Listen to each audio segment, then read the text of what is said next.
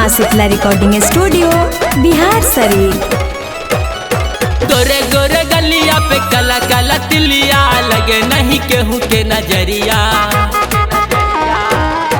गोरे गोरे गलिया पे काला काला तिलिया लगे नहीं केहू के नजरिया। अरे ऐनी हवन के धरती पे हमारे लरनिया, ऐनी हवन के धरती पे हमारे लरनिया।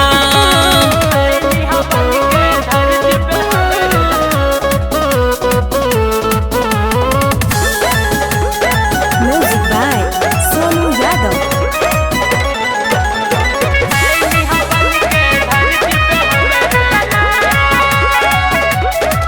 लगातार की पारी हो तू, अगर किस्मत में लिखल बाड़ तू। ए हो लगातार की पारी हो तू, अगर किस्मत में लिखल बाड़ तू। हमारे नसीब चमका जाना, दिल के बगिया सजा जाना।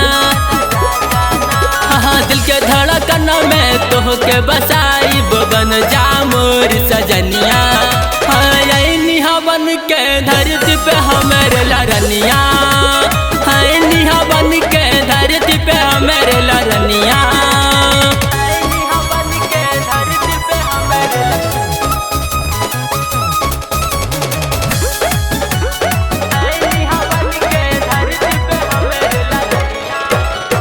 अपन बनाई बेरानी, तोरे नामे करम जिंदगानी। तो क्या अपन बनाई बेरानी, तोरे नामे करम जिंदगानी। मनमा के अपना मना लाना, हमर के अपना बना लाना। क्यों के नजर ना लग जाए तो के तना तू गोर बट धनिया। अरे ऐनी हवन के धरती पे